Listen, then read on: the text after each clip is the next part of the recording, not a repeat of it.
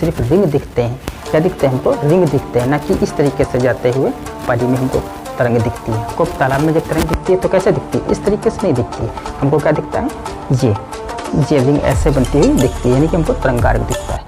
तो इसी तरीके से हेलो स्टूडेंट, आज हम बात करेंगे हाइगेंस के सिद्धांत के बारे में। उसके बाद हम बात करेंगे हाइगेंस के द्वितीयक तनिकाओं के सिद्धांत के बारे में, और लास्ट में हम डिस्कस करेंगे हाइगेंस के सिद्धांत की जो सफलताएं रहीं और जो असफलताएं हैं उनके बारे में। तो वीडियो बहुत ही ज़्यादा इम्पोर्टेंट है, क्योंकि इस टॉपिक से क्वेश्चन बोर्ड में ज़रूर पूछा जाता है और स्टूडेंट के ये टॉपिक जो है काफ़ी ज़्यादा टफ लगता है। तो मैं कोशिश करूँगा कि मैं आपको इस तरीके से बताऊँ कि आप खुद तो समझ ही जाओ और आप अपने दोस्तों को भी समझा सको। चलिए स्टार्ट करते हैं। मेरा नाम है परवेज रेयान और आपका स्वागत है आपके अपने YouTube channel M of Rayan में। तो चलिए देख लेते हैं कि हाइगेंस का सिद्धांत क्या होता है। Let's start. यहाँ पर हाइगेंस का तरंग सिद्धांत हम लोग देखते हैं, जो मैंने ऑलरेडी लिख दिया है आप लोगों के लिए, तो आप इसका स्क्रीनशॉट ले सकते हैं। हाइगेंस वेव्स थ्योरी क्या होती है, यहाँ पर मैंने लिखा है कि हालैंड के वैज्ञानिक हाइगेंस ने सन 1678 ईस्वी में हमें यह बताया कि प्रकाश तरंगों के रूप में चलता है। तो सबसे पहली बात, जो काफ़ी इंपॉर्टेंट बात हाइगेंस ने हमें ये बताई कि जो प्रकाश होता है वो तरंगों के रूप में चलता है। इससे पहले प्रकाश को माना जाता था कि प्रकाश जो है वो कणिक सिद्धांत है उसका, यानी कि वो कणिकाओं के रूप में चलता है, ऐसा न्यूटन ने बताया था। लेकिन हाइगेंस ने हमें यहाँ पर बताया है कि प्रकाश जो है वो तरंगों के रूप में चलता है। ठीक है, ये तरंगे प्रकाश स्रोत से निकलकर सभी दिशाओं में प्रकाश की चाल से चलती हैं, और जो ये तरंगे हैं होती हैं ये प्रकाश की चाल से सभी दिशाओं में चलती हैं। इनकी जो तरंगों की चाल होती है वो कितनी होती है? जितनी प्रकाश की चाल होती है 3×10⁸ मीटर प्रति सेकेंड। आगे देखिए, चूँकि तरंगों को चलने के लिए माध्यम की आवश्यकता होती है, तो हाइगेंस ने एक सर्वव्यापी माध्यम ईथर की कल्पना की। तो जब हाइगेंस से पूछा गया कि प्रकाश को चलने के लिए माध्यम की आवश्यकता होती है, तो सन से पृथ्वी तक तो हमारे पास कोई यहाँ पर माध्यम है नहीं, जो सन होता है और जो अर्थ होती है। जब सन से प्रकाश से तरंगें चलती हैं तो हमारी पृथ्वी तक पहुँचती हैं, तो यहाँ पर बीच में क्या है? निर्वात है, निर्वात है। तो हाइगेंस ने बताया था कि जब सन से पृथ्वी तक प्रकाश की किरणें आती हैं तो उसमें क्या होता है? निर्वात नहीं है, बल्कि एक माध्यम है जिसका नाम है ईथर। तो ईथर के माध्यम से ही चलकर आती हैं, और ये वो वाला ईथर बिल्कुल नहीं है, ROR वाला ये ईथर नहीं है। ये ईथर है दोस्तों, जिससे हमको हाइगेंस ने बताया था ये जो ईथर होता है ये भारहीन है और सभी पदार्थों में प्रवेश कर सकता है, और ईथर का घनत्व तो बहुत कम है। जब लोगों ने हाइगेंस से पूछा कि आपने बताया है कि प्रकाश तरंगों के रूप में चलती है, तो तरंग के रूप में अगर कोई चीज़ चलती है तो तरंग को चलने के लिए माध्यम की आवश्यकता होती है। तो आप बताइए कि जब सूरज से हमारी पृथ्वी तक जो प्रकाश आता है वहाँ पर निर्वात है, वहाँ पर कोई भी माध्यम नहीं है, तो फिर सन से पृथ्वी तक प्रकाश आता कैसे है? तो इन्होंने बताया था कि एक माध्यम है जिसका नाम है ईथर, जो संपूर्ण ब्रह्मांड में पाया जाता है। उसी की हेल्प से जो प्रकाश की तरंगे हैं वो चलकर हमारी पृथ्वी तक पहुंचती हैं। और इन्होंने ईथर के बारे में बताया था कि ईथर ऐसा पदार्थ है जो भारहीन है, जिसका कोई वेट नहीं है, और सभी पदार्थों में ये ईथर प्रवेश कर सकता है। और साथ में बताया था कि ईथर का घनत्व तो बहुत कम है।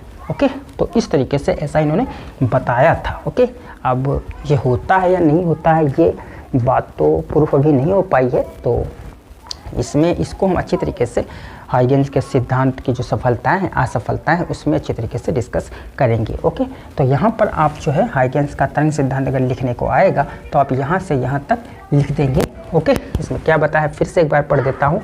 हालैंड के वैज्ञानिक हाइगेंस ने 1678 ईस्वी में बताया था कि प्रकाश तरंगों के रूप में चलता है। ये सबसे इंपॉर्टेंट बात है कि कैसे क्या बताया था कि प्रकाश तरंगों के रूप में चलता है। दूसरी बात इन्होंने बताई थी कि प्रकाश तरंगों से निकलकर ये तरंगे प्रकाश स्रोत से निकलकर सभी दिशाओं में प्रकाश की चाल से चलती हैं। जो तरंगे हैं ये कैसे चलती हैं? प्रकाश की चाल से चलती हैं।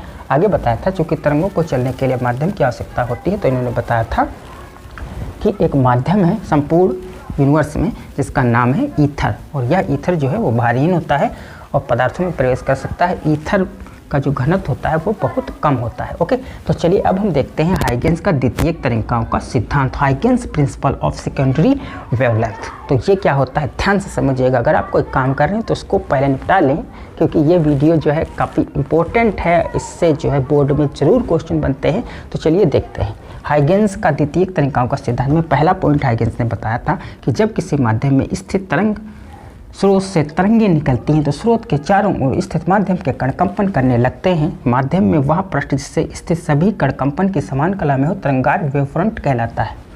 यदि तरंग स्रोत बिंदुवत हैं तो तरंगार्क गोलीय होता है। ये काफ़ी इंपॉर्टेंट चीज़ है और ये बोर्ड में ज़रूर पूछी जाती है कि तरंगाग्र क्या होता है। तो आपको ये यहाँ से यहाँ तक हर हाल में याद रखना है। समझ में तो आया नहीं होगा क्योंकि ये थोड़ी लैंग्वेज टफ होती है ना।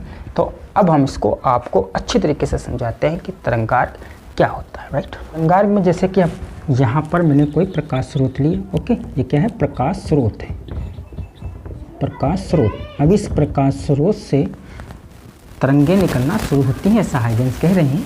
तो इस तरीके से ये तरंगें निकलती हैं सभी दिशाओं में, इस तरीके से तरंगें निकलना शुरू हो जाती हैं, राइट। इस दिशा से सभी दिशाओं में इस तरीके से तरंगें निकलना शुरू हो जाती हैं और इन तरंगों पर जो कण होते हैं, छोटे छोटे इस तरीके से कण होते हैं, वो कण सभी तरंगों पर जो है वाइब्रेट करना शुरू कर देते हैं, अर्थात कंपन करने लगते हैं। तो मान लिया अगर हम इन सभी तरंगों के कण यहाँ पर एक ले लिया, एक यहाँ पर ले लिया, एक यहाँ पर ले लिया, एक यहाँ पर ले लिया, इस तरीके से अगर हम कण ले लें और इन सभी कणों को आपस में मिलाएं इस तरीके से, तो ये हमको जो मिला, ये क्या मिला, यही होता है दोस्तों तरंगाग्र। क्या होता है ये, तरंगाग्र। इसी को हम कहते हैं तरंगाग्र, यही होता है तरंगाग्र। जिस तरीके से मैंने क्या बताया था कि अगर तालाब में पत्थर डालेंगे तो जब हम पत्थर डालते हैं तो उससे हमको रिंग बनते हुए नज़र आते हैं। उसी तरीके से जब कोई प्रकाश स्रोत होता है तो उससे जो है तरंगें निकलती हैं।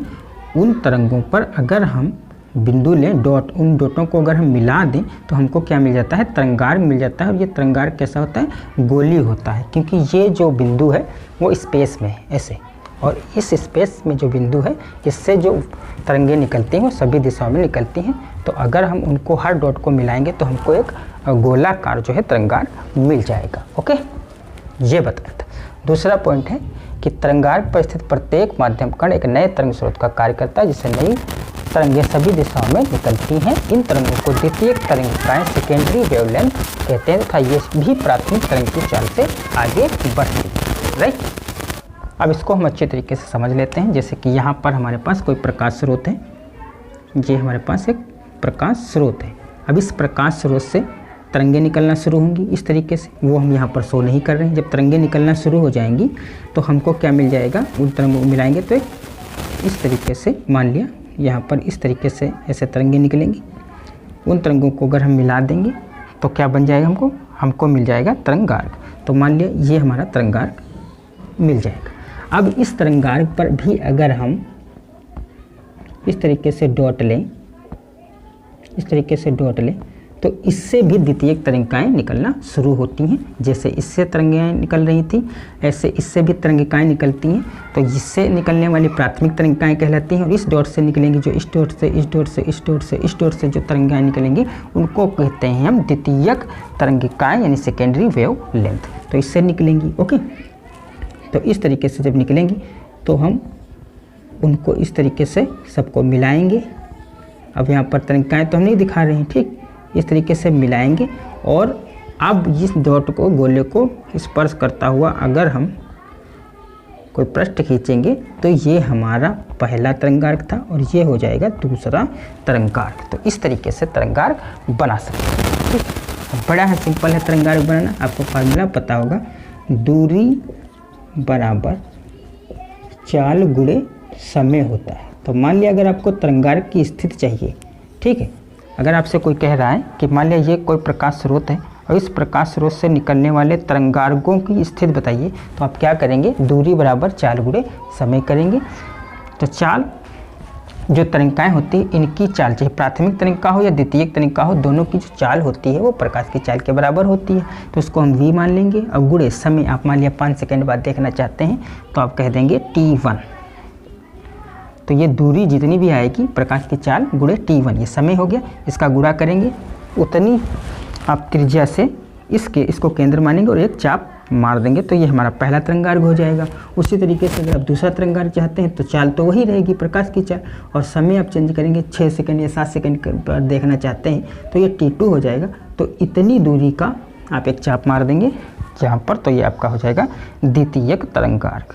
ठीक है, और बढ़ाना चाहते हैं तो आप समय आपका T3 हो जाएगा, v इतना ही रहेगा तो यहाँ पर T3 हो जाएगा। तो इतनी लेंथ का यहाँ पर एक चाप यहाँ से मार देंगे तो ये आपके तरंगार्घ बनते चलेंगे, पहला तरंगार्घ, दूसरा तरंगार्घ, तीसरा तरंगार्घ। तो इस तरीके से आप बड़ी आसानी से तरंगार्घ बना सकते हैं। ओके, और ये वेव दिखाने की आपको कोई ज़रूरत नहीं है। ये तरंगिकाएँ जो होती हैं, तरंगे, इनको दिखाने की कोई ज़रूरत नहीं होती है, क्योंकि जैसे तालाब में हमको सिर्फ रिंग दिखते हैं, क्या दिखते हैं हमको, रिंग दिखते हैं, ना कि इस तरीके से जाते हुए पानी में हमको तरंग दिखती है। हमको तालाब में जब तरंग दिखती है तो कैसे दिखती है, इस तरीके से नहीं दिखती है। हमको क्या दिखता है, ये रिंग ऐसे बनती हुई दिखती है, यानी कि हमको तरंगार्घ दिखता है। तो इसी तरीके से आप सिर्फ तरंगार्घ को शो करेंगे, आपको तरंगिकाएँ बनाने की कोई आवश्यकता नहीं होती है। ठीक है, तो इस तरीके से आप बना सकते हैं। और ये लैंग्वेज के हिसाब से आप बना ऐसे सकते हैं। लैंग्वेज के हिसाब से ये है कि तरंगार्घ पर स्थित प्रत्येक माध्यम कण एक नए तरंग स्रोत का कार्य करता है। इस तरीके से समझिए, ये था प्रकाश स्रोत, इससे तरंगिकाएँ निकली। ओके, ये निकली तरंगिकाएँ और इन पर हमने डॉट ले लिया। इन डॉट को अगर मिला दिया तो हमको मिलेगा पहला तरंगार्घ, जो मैंने यहाँ पर ऐसे शो कर दिया। ओके, अब इस डॉट से भी, इस डॉट से भी, इस वाले डॉट से भी ऐसे तरंगिकाएँ निकलना शुरू होती हैं। इस वाले डॉट से भी ऐसे तरंगिकाएँ निकलना शुरू होती हैं। इस वाले डॉट से भी ऐसे तरंगिकाएँ निकलना शुरू होती हैं। अब अगर इन पर भी हम ऐसे बिंदु लें, इन सभी पर, और उसको इस तरीके से बनाएं तो ये गोला ऐसे हमको बनता हुआ नज़र आएगा। ये देखिए, ये इस तरीके से द्वितीयक तरंगिकाओं पर अगर हम ये बिंदु लें, उस पर गोला बनाएं, ये इस तरीके से। ठीक, अब इस गोले को स्पर्श करता हुआ अगर हम पृष्ठ खींचेंगे, जैसे कि ये गोला था, इसे स्पर्श करते हुए पृष्ठ खींचेंगे तो वो नया तरंगार्घ होगा। यही बात सेकेंड पॉइंट में बोली जा रही है, राइट। और यदि किसी क्षण आगे बढ़ती हुई इन द्वितीयक तरंगिकाओं को स्पर्श करते हुए पृष्ठ खींचे तो हमको क्या मिल जाता है, नया तरंगार्घ की स्थिति बन जाती है। तो ये पहला तरंगार्घ था और ये नए तरंगार्घ की स्थिति थी। तो अब हम डिस्कस कर लेते हैं कि हाइगेंस तरंग के सिद्धांत की सफलताएँ क्या थी। तो हाइगेंस ने दोस्तों अपवर्तन को प्रूव किया था। सफलताओं में आप लिखेंगे अपवर्तन को उन्होंने सिद्ध कर दिया था, और परावर्तन को भी उन्होंने सिद्ध कर दिया था, परावर्तन को उन्होंने सिद्ध कर दिया था, और व्यतिकरण होता है उसको भी उन्होंने सिद्ध किया था, और विवर्तन होता है, विवर्तन, तो उसको भी सिद्ध किया था। तो ये हैं हाइगेंस के सिद्धांत की सफलताएं कि इन्होंने अपवर्तन को सिद्ध कर दिया, परावर्तन को सिद्ध कर दिया, व्यतिकरण को सिद्ध कर दिया, व्यतिकरण और विवर्तन दोनों को सिद्ध किया, लेकिन ये ध्रुवण को सिद्ध नहीं कर पाए थे। तो ये असफलता थी कि ध्रुवण को सिद्ध नहीं कर पाए थे। और ये जो बात थी कि ईथर, तो मोरले बंदे थे, साइंटिस्ट थे मोरले, तो उन्होंने बताया था जो ईथर होता है कि हम नहीं मानते कि ईथर जो है, ईथर जैसा कोई माध्यम होता है। तो मोरले ने ईथर को माध्यम को नहीं माना था। तो इसलिए ये दो असफलताएं हैं कि ध्रुवण को ये हाइगेंस सिद्ध नहीं कर पाए और ईथर को अमान्य कर दिया गया, और एक होता है प्रकाश विद्युत प्रभाव, तो प्रकाश विद्युत प्रभाव को भी ये प्रूफ नहीं कर पाए थे। तो ये सफलताएं हैं और ये क्या है, असफलताएं हैं। अगला वाला वीडियो जो होगा वो हाइगेंस के परावर्तन और पर होगा, परावर्तन की व्याख्या हाइगेंस ने किस प्रकार से की थी, और उसके अगला वाला वीडियो होगा अपवर्तन की व्याख्या हाइगेंस ने किस तरीके से की थी, जो काफ़ी इंपॉर्टेंट वीडियो होने वाली है। तो अगर आप अगला वीडियो देखना चाहते हैं तो अगर आप चैनल को सब्सक्राइब नहीं किए तो ज़रूर सब्सक्राइब कर लीजिएगा और लाइक कर दीजिए। अगर ये वीडियो पसंद आया है तो अपने दोस्तों को शेयर भी जरूर कीजिएगा। तो चलिए मिलते हैं अगले वीडियो में, तब तक के लिए जय हिंद, वंदे मातरम।